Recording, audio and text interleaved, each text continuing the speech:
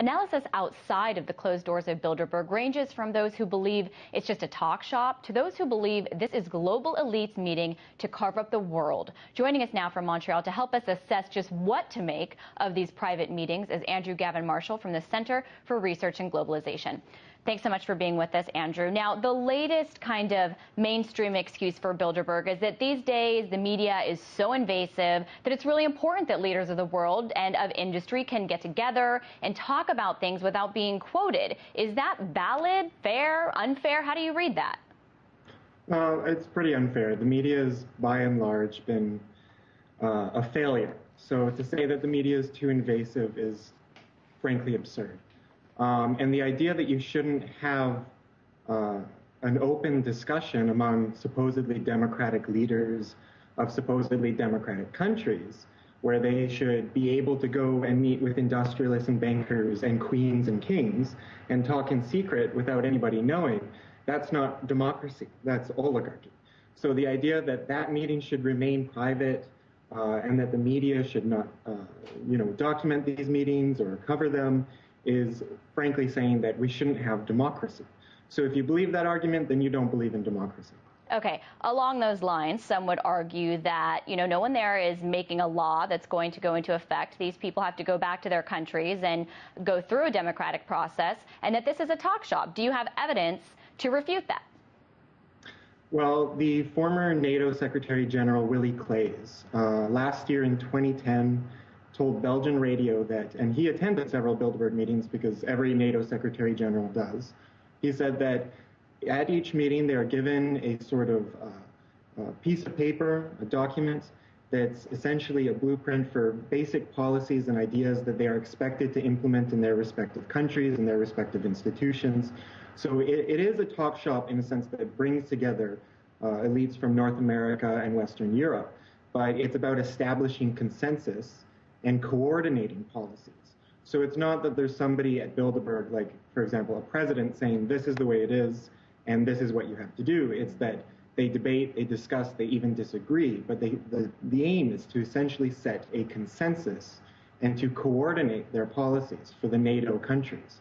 And then they are expected to go home and implement these coordinations over the years. And there are certain decisions that are made at Bilderberg conferences in regards to war. For example, in 2002, the Bilderberg meeting concluded that there will not be an Iraq war in 2002, it'll be in March of 2003. And sure enough, that's what took place. They also select the heads of the IMF and World Bank and World Trade Organization. So that's one key decision that we'll see in this upcoming meeting. But how is that known? How is that discovered? Are these from official documents that we find that Bilderberg was calling for these leaders? How is it known? Well, there's been several leaks that have come out. Some investigative journalists have sources inside the Bilderberg meetings, and they've been proven to be correct. So say, for example, after one meeting, they say, this is the person who's going to be selected as the head of the World Bank. And as far as we know, it's idle speculation until, of course, they are selected as head of the World Bank. And generally, up-and-coming politicians will go to Bilderberg meetings. We don't know that they are selected to become, say, a president or a prime minister. For example, essentially every Canadian prime minister has attended a Bilderberg meeting before becoming prime minister. Now, does that mean that they are selected to be prime minister at the Bilderberg meeting? Not necessarily, but it certainly doesn't hurt their career. Okay. And so there's minutes that are also released, declassified documents. For example, from the 1955 meeting, the second meeting, they discussed a European currency, they discussed a European Union, and in 2009, the chairman of the Bilderberg conference, Etienne Davignon, told European media that, in fact, the euro was discussed and debated at the Bilderberg conference. And those are kind of some of the most famous examples you cited. So my question to you, is there evidence that officials are breaking the law, for example, in their own countries? In the U.S., under the Logan Act, it is illegal for a U.S. citizen to negotiate with a foreign nation, on the USA's behalf. Is there any indication that that's going on? Well, absolutely. I mean, that's the nature of the meeting itself. And I believe there have actually been some officials who have been charged with violating the Logan Act by attending Bilderberg meetings. But even in that eventuality, they end up just paying a fee which is ultimately coming out of public coffers. So by violating the law, they end up the taxpayer ends up paying for their illegalities. And so there's nothing really being done about it.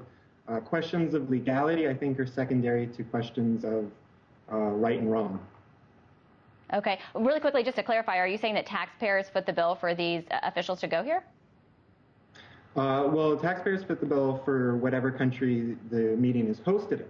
But if somebody is charged in violation of the Logan Act in the U.S., for example, that fee would be paid by taxpayers. Got it. And then really quickly, I want to find out, there are some reports that there is more mainstream media attention being paid to this on the ground there this year. Our reporter that was there said she really hasn't seen that too much yet, aside from some Swiss press. But I'm curious what your take is on that, and if you think this is a sign, if you do believe there's more mainstream media attention, that people are beginning to believe and see this as more of an important political event. Well, the very fact that I'm talking to you is evidence of that right now. There is increased media attention on these events, and that's very important, and that needs to continue and accelerate. And frankly, there hasn't been enough for decades in the past, to the point where members of the Bilderberg conferences were able to deny its existence altogether. And last year, for the first time, the Bilderberg Group actually created an official website admitting their existence and posting membership, steering committee information, conference information, very little information, but nonetheless, they have an official website, and that's sort of an attempt to try to mitigate this increased media coverage, which should continue to increase. So I'm hoping that this year's conference, that will be the trend. Well, we are certainly covering it here. We appreciate you for your insight. Who knows, maybe in the years to come, you will be inside Bilderberg and see exactly what's going on, if it does, in fact, open up a little bit more. That was Andrew Gavin Marshall from the Center for Research on Globalization.